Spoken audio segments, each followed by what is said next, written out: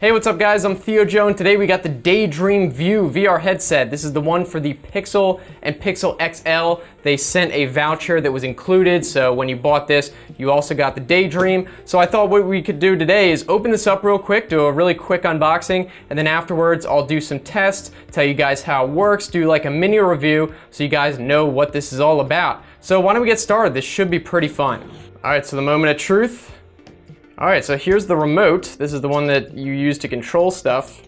So it's a pretty simple remote here. It says what these buttons do. This is a touchpad actually at the top, so you can use that to control stuff, almost like a mouse. Then you got the volume buttons on the side, these little clickies. And then we have the app button, I guess. I don't know what that means. And then the home button. So I'm assuming these are just gonna do different functions. And then there's a little light right here that's kind of lighting up a little bit. I don't know if you can see that. I must have accidentally turned it on. And then to charge it, there's actually a USB Type-C port on the bottom right here. Moving on, I can kind of see it in there already. Why don't we slide this out real quick? All right. It really is being a challenge. So here it is. Now this feels really cool. They said in the announcement for this, it does feel like it's a nice cloth material. Really neat. This is very unique in terms of the other headsets that are mostly plastic. This feels almost like a piece of clothing is the way they put it, and it does seem like it would be pretty comfortable. This seems to be a strap, I guess, for the remote maybe. I think it goes in between here. This is just boring safety stuff. We don't need that. Do you really need a safety booklet for something like this? Just use common sense, don't bump into anything. It looks like that might be it. So this is all you get, and the outside of the box says explore new world, your personal cinema. You can watch movies, get in the game, designed for comfort, very neat. So let's see how this works. You pop it in the phone, I guess you just sit it there and strap it in. Pretty straightforward. It looks kind of goofy with the phone in there, but I mean, it's pretty simple. You don't have to set it up or anything. All right, so I'm gonna go try this out for a while, and then I will come back and tell you guys all about it. All right, so it's actually a few days later, and I've been using this occasionally. So here are my thoughts on it. Now, first of all, we can talk about comfort. It's actually not that comfortable. I mean, as far as you would expect, it's not bad, but for long viewing sessions, you're probably not gonna wanna wear it very long. In my case, at least, the reason is that all the pressure goes on this part, on the top. So all this doesn't really distribute along your face. So it's kind of like one piece of pressure on your face. So it's kind of uncomfortable. There's no top band like you get on the Vive and the Oculus Rift. All the stress keeping it on your face is on the front.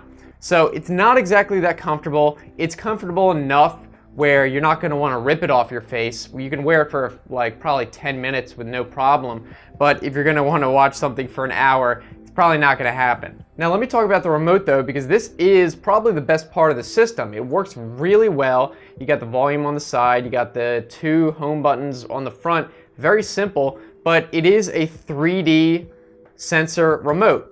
And you point it, it's not tracking in 3D obviously, because there's no tracking, but when you move it around, it does track really well in the headset. So that's all through Bluetooth and gyroscopes.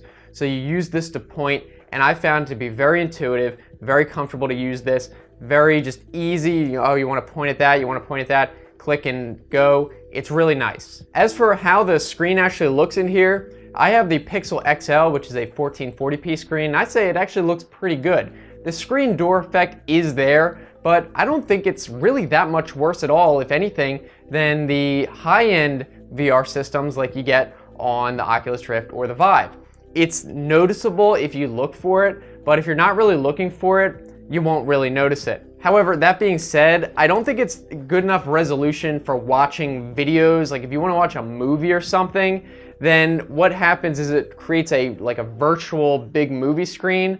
So you're not even getting the full resolution of the screen in the field of view, and then it's really cut in half, and then it's the screen door effect. So I wouldn't really recommend watching a movie or a TV show through this, because you're gonna get a tiny fraction of the actual resolution of the show, and it's gonna have that screen door effect enough where probably not gonna be that good looking. On the other hand though, if you're just watching like a YouTube video that's a VR YouTube video, then yeah, this would probably be good enough for that, because in that case, you're not looking for the highest image quality where it's like a cinema where they go for the highest image quality. But there are several pretty cool apps that you can use with this. For example, the Wall Street Journal has an app where you can kind of visualize data. So that's pretty neat. There's a Google Play TV and Movies app, but I wouldn't really use it that much for the reasons I just mentioned, especially if you're gonna be paying for it. You want to probably just watch it on a TV or a screen where you can actually get the full quality video. Then there's other more informational apps, I guess you could say. For example, a museum tour where you kind of flip through and get some information. That's kind of cool. It's like a virtual museum. There's like tours around the world. You can kind of see other locations. Google Maps, for example. So those are kind of neat. But everything kind of seems to be a bit gimmicky. I mean, it is an entertainment device, don't get me wrong. So it is kind of entertaining for a little while, but not for super long sessions. Though if you have never used virtual reality before, it is awesome to try it out on here. I think you will be very impressed. The main downside though, and this is not just for this, but also other phone VR systems, is that the refresh rate on the Pixel, as far as I know, is only about 60 Hertz. So that is going to be an issue if you're prone to motion sickness. Because what companies like Oculus and HTC have found from creating really high-end VR systems is that you really have to get above 90 Hertz to eliminate pretty much all motion sickness.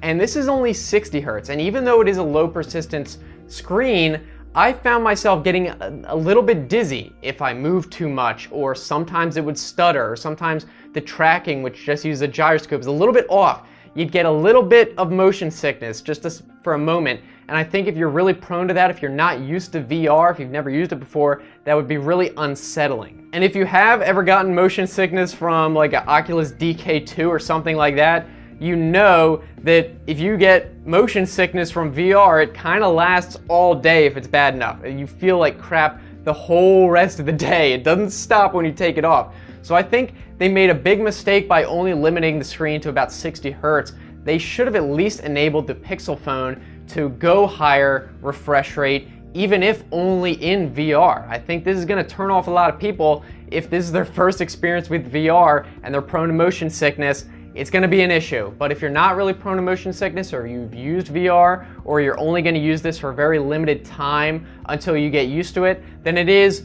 pretty good. But the question is it worth $80? That's a really steep price tag. Now, I pre-ordered it, so I got a free voucher for this.